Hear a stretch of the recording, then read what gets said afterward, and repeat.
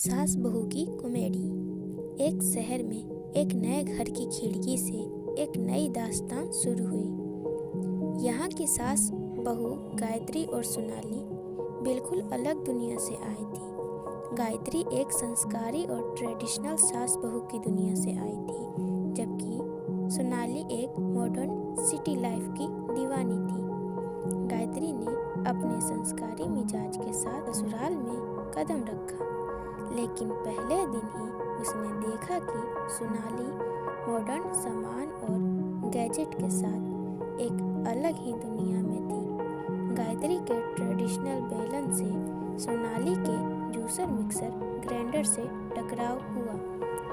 एक दिन गायत्री ने सोचा कि कुछ स्पेशल बनाया जाए और उसने ट्रेडिशनल दाल बाटी चूरमा बनाया।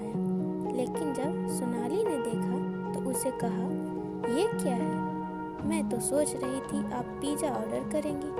इस पर गायत्री ने कहा, ये हमारे यहाँ का स्पेशल डिश है। उसके बाद टीवी रिमोट पे भी दोनों में टकराव हुआ। गायत्री डेली शो देखना पसंद करती थी, जबकि सोनाली रियलिटी शो की दीवानी थी। रिमोट के लिए हमेशा ही एक छुपा हुआ जंग शुरू हो जाता था।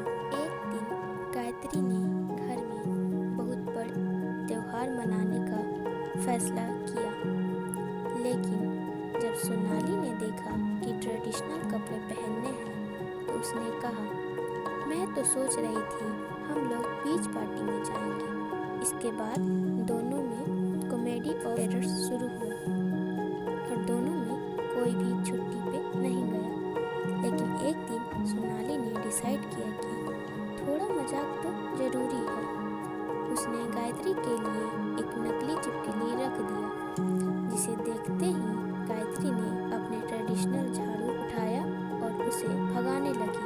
दोनों ने हंसी मजाक किया और पूरा दिन साथ बिताया। जैसे जैसे समय बीतता गया, गायत्री और सोनाली एक दूसरे को समझने लगी और साथ मिलकर रहने लगी।